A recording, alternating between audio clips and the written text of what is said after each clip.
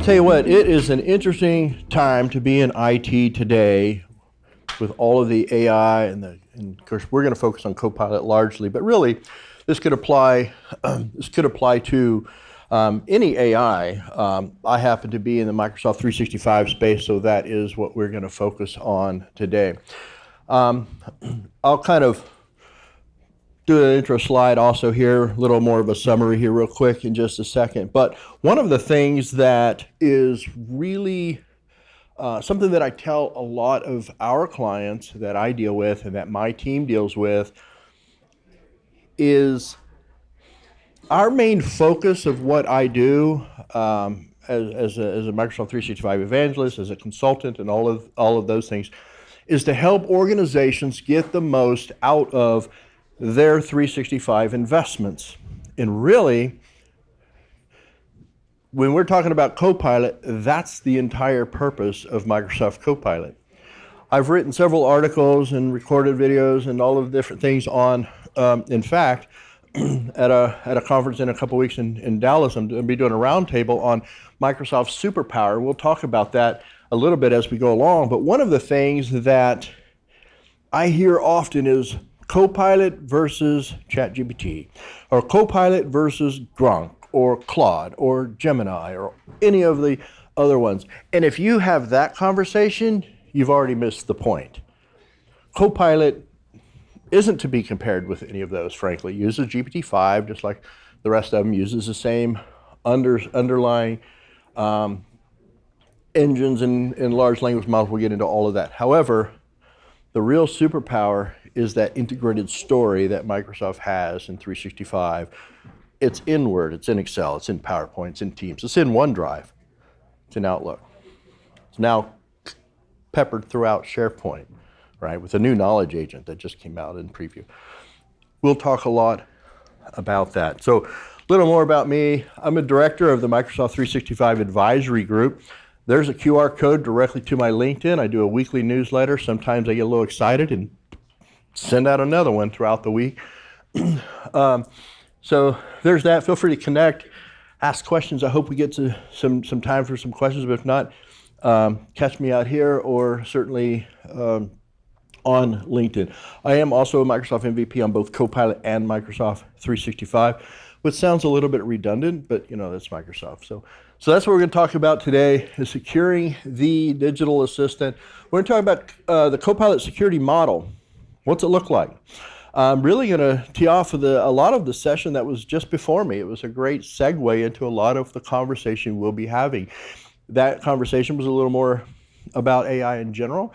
We're going to certainly narrow that down into Copilot. We're going to talk about enterprise deployment, risk mitigation, governance, compliance, data, some security practices, deployment architecture, plugin security, threat protection, all about Purview, right? We're going to get into Purview a bit, but sometimes, you know, we're going to go through some slides. But I'm one that tries to get in a little bit, and let's just get right to it and show it, and let's see what it actually looks like. We're going to do some demos today. Anytime you're dealing with Purview, how many of you worked with Purview at all in Microsoft 365? Purview, yeah, you know nothing happens fast there. So it's kind of like any good cooking show, right? We're going to show you kind of the end result, right? But we'll talk about it. So we're going to get through that. Data privacy handling, deployment phases, we're going to really give you a checklist. These are things to look at. Now remember, the title was security considerations. Okay, words do matter, and I chose those words intentionally. We're literally going to throw some spaghetti at the wall and see what sticks, because what we're going to really be talking about is, I'm just going to throw things out there, things that you might not have even thought about. These are not everything you have to do. Some things I will say, you need to do this. You need to make sure it's done. But we're going to really kind of get into, these are some things maybe you haven't thought about, some things you need to consider just a little bit before we get into Copilot. So as we talk about the security model, the Copilot security model is really based on several elements, these three in primary elements, but they also tee off kind of into other elements. And that foundation layer, processing layer, and the integration layer. We talked about that just a second ago. We'll cover that just a little bit more. This foundation layer is really the core of Microsoft 365 Copilot. And that is something I tell my clients all the time. If Copilot has access, or if you have access, Copilot has access. It's that simple. If you have access to it, Copilot has access to it.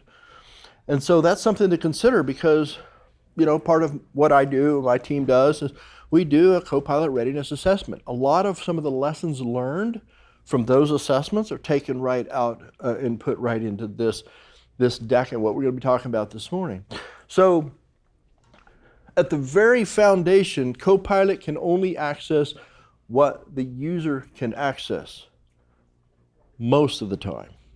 Give you an example. If we have a little extra time, maybe we'll show it. Suppose you give read-only access to a file in SharePoint. Maybe you've got a department site that HR, we'll just say HR, we'll use that as an example in a little bit. So HR site. In there you've got some files that are read-only, visitor access, right, in SharePoint. That's visitor group, that's read-only access. If that's the only permission you have, Copilot will not return the results. The reason is because there's an extra level of permission that Copilot needs. It's called extract. And that permission is literally a permission inside of a label, if we were to configure a label, and we'll talk about labels in a little bit. But so I say that what you have access to doesn't always mean that. However, if they have anything, if you've got write access to a file, you're certainly, Copilot's going to bring that right up. We're going to look at some of that. So that's the foundation layer. The processing layer is where the LLM lives. That's where all the magic happens. It hosts a large language model, right? There's going to be all kinds of conversations around large language model. Now, Microsoft is not a public language model.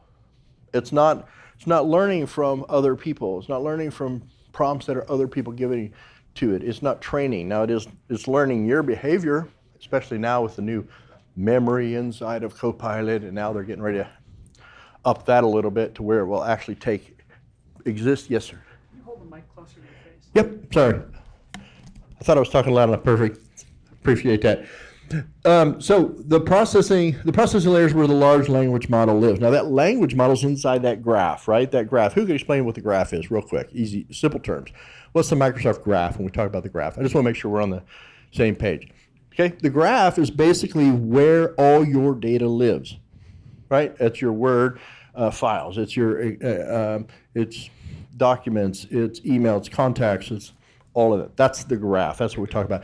If you're using OneDrive today and you go to OneDrive and you go in there and you click on people and it has everybody you've kind of collaborated with and all the documents you've shared together, that's basically the graph. It's connecting those dots. How many of you have ever used Microsoft Delve in Copilot or in Microsoft 365? So Delve is basically kind of that. It's kind of defunct now. We don't see it. So that is that large language model, but it lives in the graph. It doesn't live outside of 365. Then you've got the integration layer, and that is where how many of you are using Copilot today? Good number of you. It's no secret. You open Word, it is everywhere, right? You do not have to look very hard to see Copilot. And even in the free version, that is now becoming where it's everywhere. That's being released now.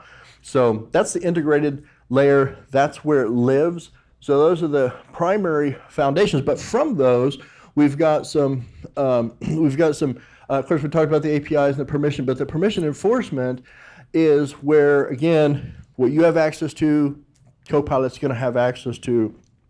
Pretty fundamental stuff there.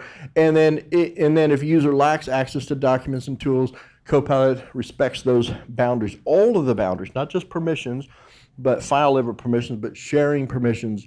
Let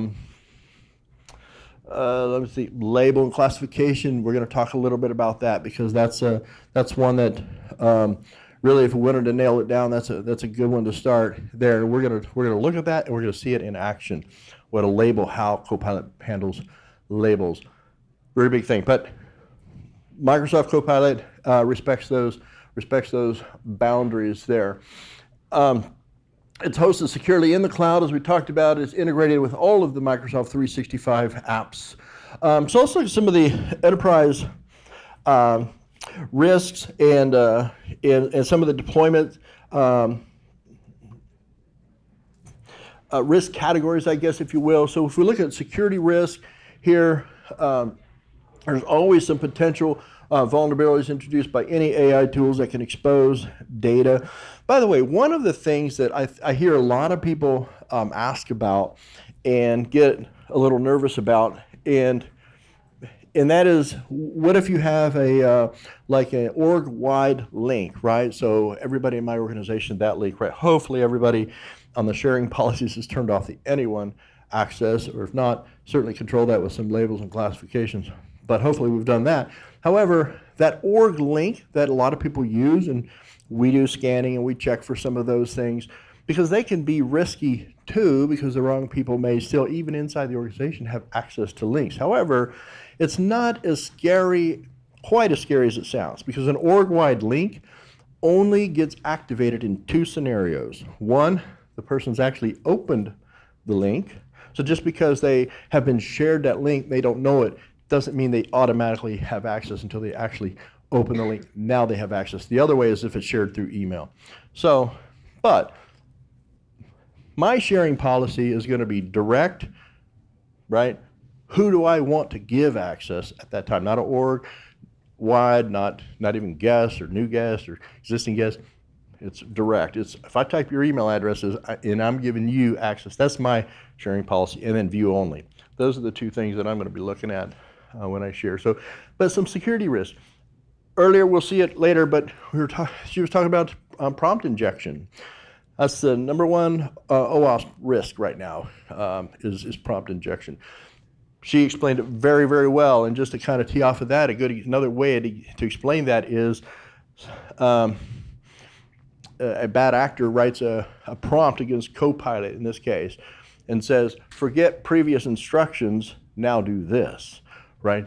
That is a prompt injection. So it's basically instructing that the agent or the interaction to do something different than it been told to do. Operational risk, disrupting workflows and all of that, and require all kinds of adjustments in processes and support. Absolutely, because everybody's kind of honed in onto a particular process, and so that can the introduction of Copilot and agents and all of that can disrupt all of those processes. It can make things easier, but it can disrupt them in the short term. So, and obviously compliance risk, and we're going to talk quite a bit about that, but I want to focus here just a second on this user adoption risk. That's a big one. I have companies ask me all the time, okay, what do we need to do? What do we need to focus on to deploy Copilot? Well, okay, let's talk about security and compliance, obviously, right? Let's talk about what we're doing it for. But the number one question I always ask them is, what business problem are you trying to solve? Let's get there first. Case in point, I had a client say, we just want to use intelligent recap in when we have meetings and teams. Fantastic. Okay. What else? That's really it. So you're not interested in forecasting in Excel and all of in agentic AI or any of that. No, we just really want to use the meeting recaps and all that in Teams. Well, then you need Teams Premium. You don't necessarily need Copilot. So we need to get to the right business case. But also, the biggest part of it after that is training your users. Because what I see all the time is an organization will buy Copilot licenses. Good luck. And then users not really sure how to interact with it, how to use it. They get frustrated, they quit using it, and money down the drain, which is what we see all the time. So a big part of what I do and my team does is drive adoption, and big part of that is training. It's a big miss there. We talked a little bit about data oversharing, stale permissions. If you've migrated from an on-prem file server to SharePoint, and we see it, my team deals with this all the time. It's just a lift and shift. We're just going to move everything as it is, right? Well, now you've just taken one problem and moved it to a different location because you still have stale permissions. In many cases, God forbid, they've migrated the permissions also. We see this all the time, especially in mergers, acquisitions, divestitures, things like this. We see these permissions kind of go with it. It's just a bad habit to have. Shadow IT.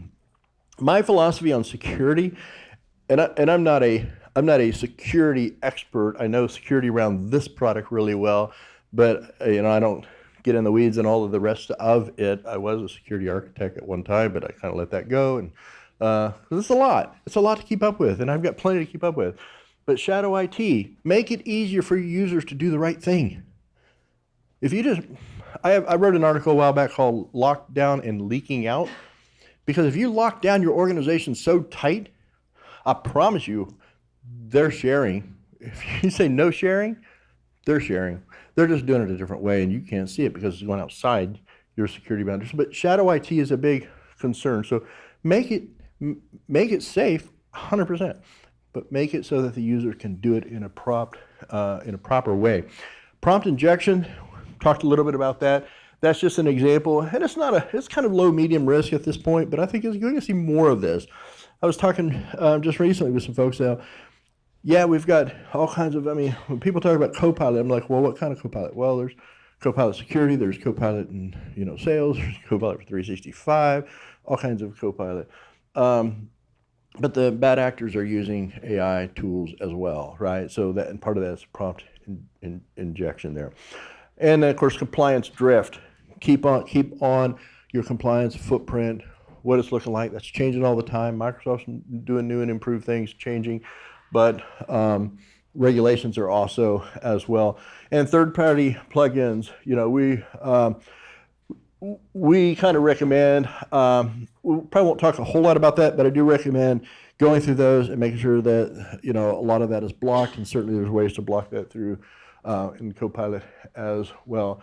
Permission debt problem, that's kind of what I talked about, how, well, this permission is just kind of carried over the years, and we've continued to have, this permission debt that is now continuing to be a problem where it's not addressed. So again, a migration is most often time was where we see that is during a migration, those permissions just follow, or somebody's been given ad hoc permissions. Well, I can't figure out this group permission's not working, so I'm just going to add Sally to access this file. And then years go by and you've got ad hoc permissions everywhere, and it's a mess. We see it in SharePoint just like we did on-prem. So it is something that has to. Content sprawl is another thing that, who can, I tell my team, we do assessments, and one of the things that we cover a lot is the 5 or 6 dumb things that Microsoft does. I have no idea. I tell clients all the time, my team is here to help protect you from Microsoft, because literally some of the goofy things, I'll give you some examples. Number one, everybody in the organization can create a SharePoint site by default. Everybody in the organization can create a team, of course, by default, or a 365 group by default. If you're a guest in an organization, I can invite another guest into that organization by default. If I'm a guest in your organization and I have access to a file that you've given me access to, I can now share that with somebody else outside the organization by default. I have no idea why this is. So content sprawl, we watch that. Hallucination risk.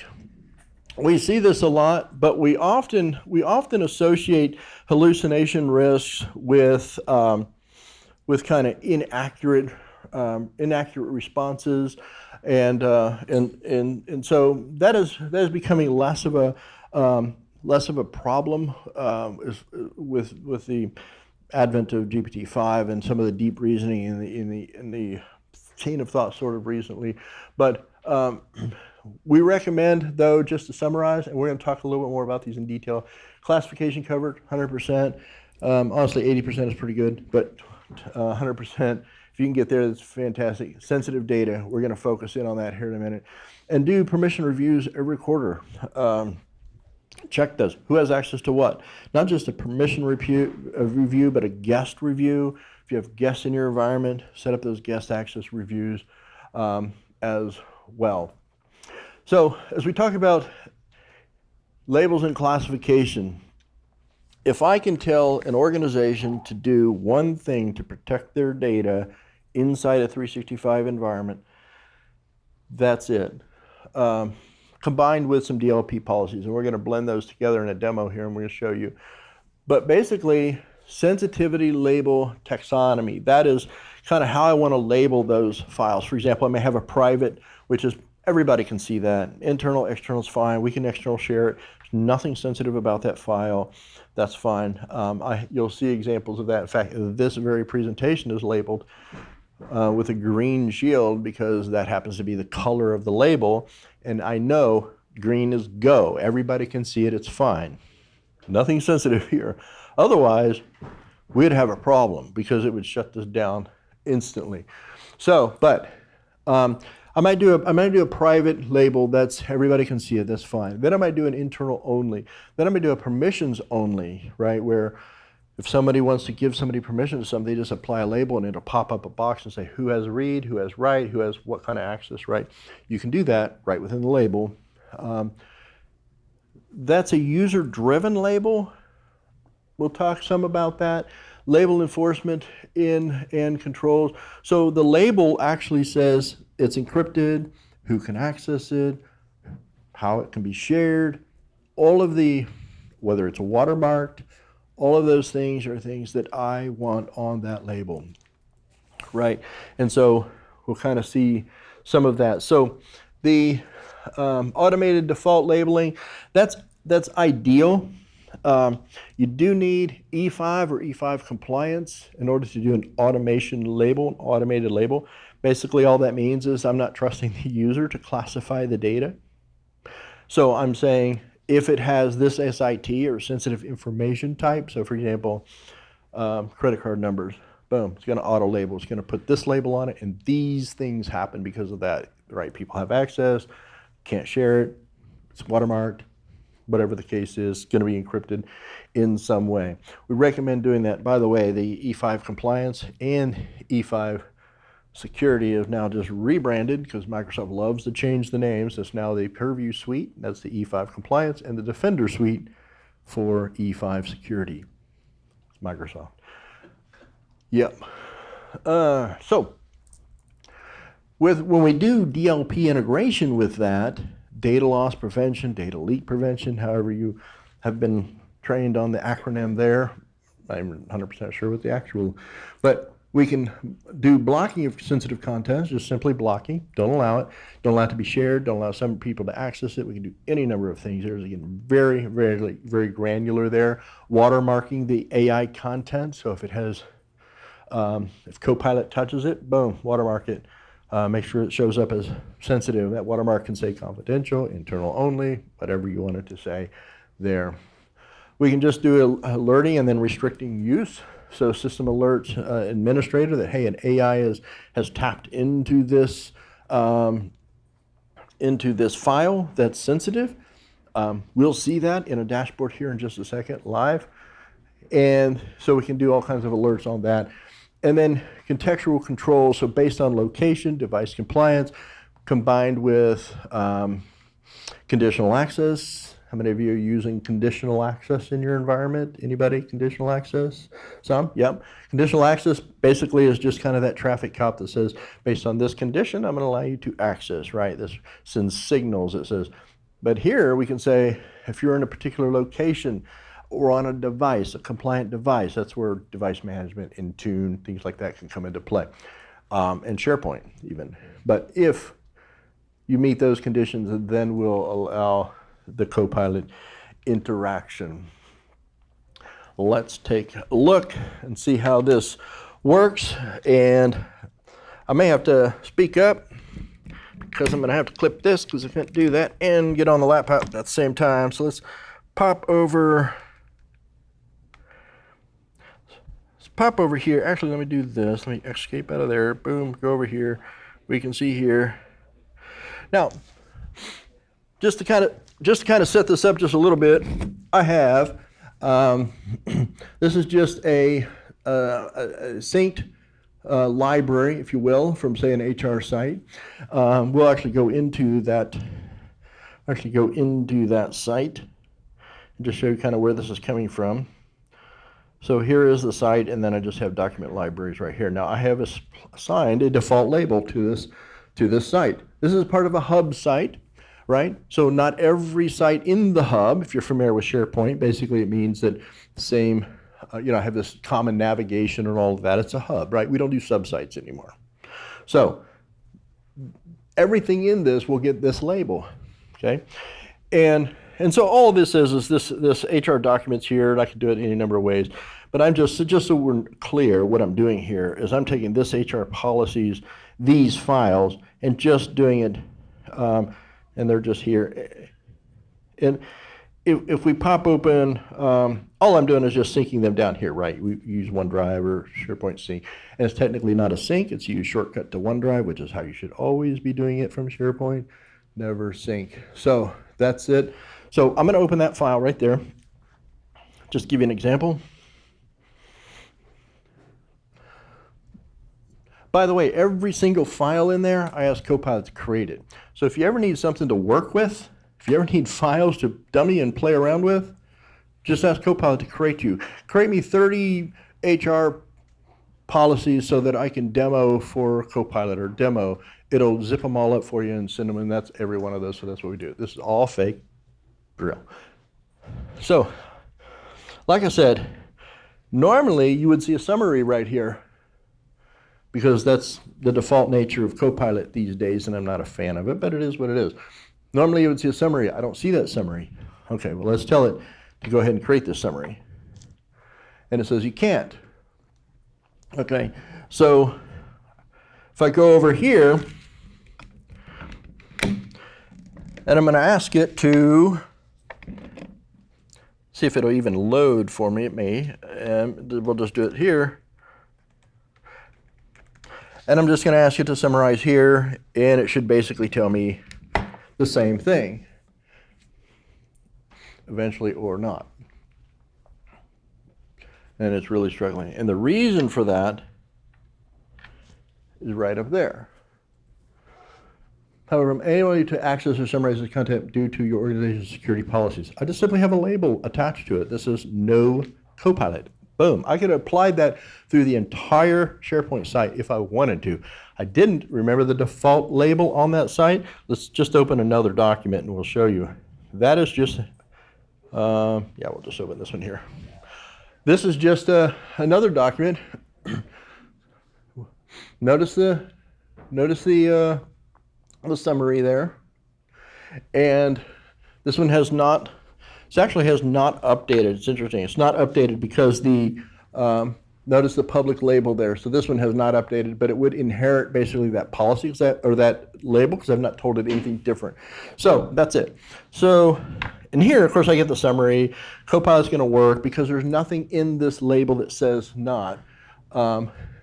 Tells me that it's secure there, but I basically have my label on there. So all of that is, and if you've ever used DLP policy, it's just simply in Purview. We have a label that is, let me go over to my information protection here.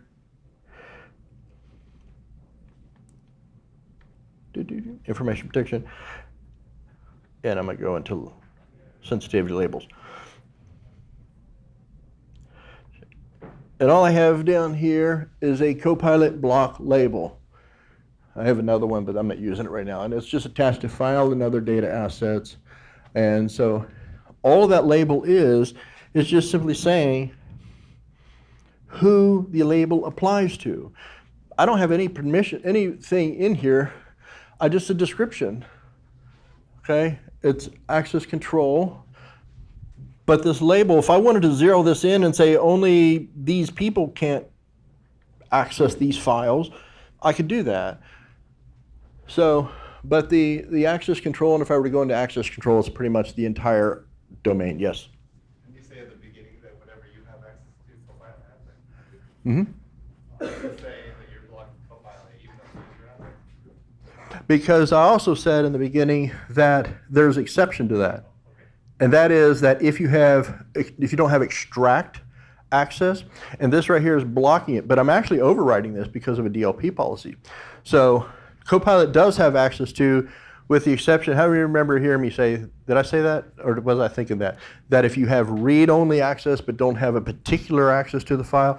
Anyway, Copilot does have access to what you have access to, but I'm actually taking that away here. But I'm also taking away, if I just did read-only access, that's it, it's not enough. You have to have extract permission to the file. Yep, perfect. So you have to have extract permission to the file. And if we go in, actually, let me just do this.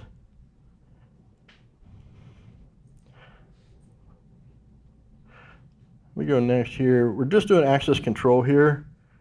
And let's do assign permission. And let's just go down, choose permissions. This actually is an editor, but so this is editor rights, but because of the DLP policies overriding that. But you see this extract permission? View only access does not have extract permission. If I were to assign just view only, you'll see it just says view only. There's no extract. Copilot is actually taking the prompt, extracting the data from the file, sending it to the large language model, sending it back through Purview, and double checking what's attached in Purview. That's basically in a nutshell how it works. So I don't have that copy and extract that data out. So, yep, so anyway, the other side of that, so the label basically just says who's this going to apply to, right? I just have to have something that it's going to apply to. And then the other side of that is, we'll just cancel this, we don't need to edit anything there. And now I'm going to go over to the DLP policy, and that's what's actually telling it what is happening here. So if I go to policies on DLP and just the Copilot block, I'm just gonna we'll just look at the rules of the policy rules in the essence of time. So basically, it's just I'm applying the rule, but the Copilot is grabbing this label, not giving me enough information, so I'm actually going to go in and skip through the edit real quick. Because it's pulling that policy in, but that policy, or that label in, but the label, the rule policy is actually what's telling it what is happening here. So I'm only applying it to Copilot, deselecting everything out, because that's the key on this DLP policy. And then the advanced rules, if I were to go into the rule, we can see if that label is attached, okay, then what we want to do is apply, and that is right there. I didn't create this. This is built into this DLP policy. If you select Copilot in DLP, it's going to come up with that option right there. And that's all I did, is restrict Copilot. If it sees the label, it restricts it. It's that simple. So that is what's going on there. All right. So that's just a little bit. Happy to answer any questions about that. Any questions about DLP policies? Yes. Is that the Copilot block label? Is that default in Purview, or you have to create? I created the label. So by default, it doesn't exist. Nope. And Copilot has access to all the documents. Exactly right. The label does not exist by default. I just created that label. Both of these combined. We have an HTML linkage here that's going on. I don't know. All right, we're fine. Yeah, I created the label, but literally both of those by default. And the label policies deploy a lot quicker today than they used to. It was every bit 24 hours. I said there's a big delay in Purview, and there still is. But my labels did show up within a couple hours, so they are quick. However, the creation of the label and then the DLP policy to use that label combined took me 15 minutes to do both. So it's real quick, but yeah, good question. You do have to create the policy. So here's just different controls that we recommend. Sensitive labels, we talked about it, combined with the DLP policy. Retention policies, if it's still out there, Copilot can still have access to it, and sometimes those things get lost. And so, e-discovery holds. I don't see that. Anybody use e-discovery holds that much? Some, yeah. I used to when I worked for a while in a pretty a more highly regulated industry, and so we did some, but we did more e-discovery searches than we did actually holds. I was just curious, but to preserve documents and so forth. Communication compliance is an interesting one. So communication compliance has really evolved, and it started with communication compliance really started with what was it called? Supervision in Microsoft 365. And so it was created originally to stop cyberbullying in schools. You only saw it in the education SKU. And what it does is it allows a teacher, in this case, to supervise communication with the student so that certain words that would come up would trigger red flags like bullying or abuse or cyberbullying or any phrases, right? You can do thousands of phrases and they're just string phrases. And it worked so well that they matured it into, and is now part of Purview, and is an E5. You have to have E5 for it. But now it's called communication compliance, and it works basically the same way. And it is used in highly regulated industries where certain phrases need to be caught or triggered. Like, for example, did not understand. Well, if you're an investment group and somebody's making an investment, did not understand could raise a red flag, saying this person has diminished capacity, right? Maybe they don't understand what's happening. That's communication compliance. It works very, very well. I've been waiting. They're supposed to rebrand that to communication DLP. In any case, it's messaging content. You can even do text messaging there. You can, any communication it can get. So, and then of course, insider risk management, targeting true insider malicious attacks. Microsoft is real nice and says it could be inadvertent. No, usually I say that insider risk, we're targeting people that are probably known threats internally. So, yes. Sorry to interrupt, but I was trying to catch up with Azure Information Protection Service. How is it related with Purview? Because I understand even that is used to like label, the data in your enterprise. Yes. So one of the other dumb things that Microsoft does is rename things all the time. Yeah. So Purview is one of those things. You know how many calls I get a week on Purview? Literally the two topics I probably talk the most about with clients is Purview and Copilot. All Purview is the communication or the compliance center. Back in the day, they had, remember communication, or back in the day it was called the Compliance and Security Center. They then said, okay, fine, let's split them. So there was communication or compliance over here and security over here, two different dashboards.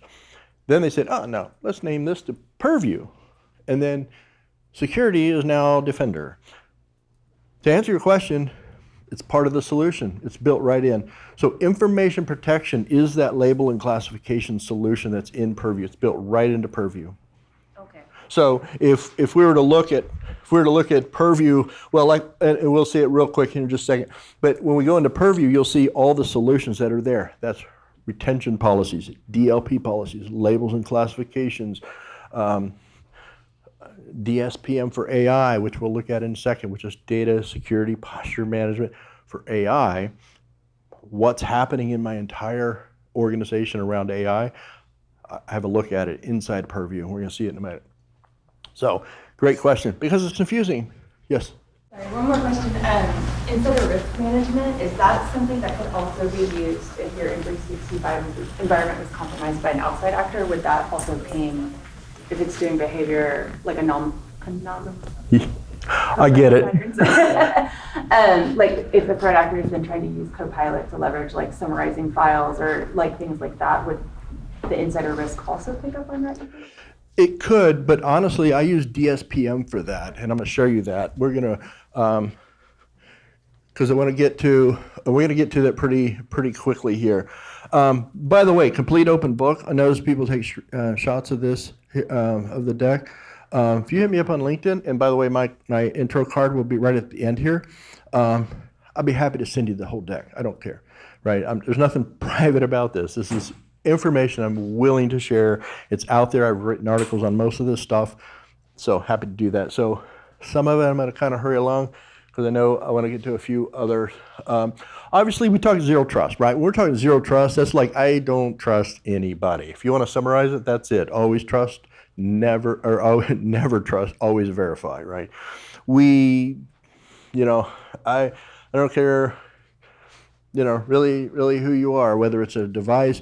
It's basically, it's paranoia at its highest, right? When it comes to zero trust. It is saying, I don't care if this is coming from my grandmother, I do not trust this, right? It's nobody's on the trusted list.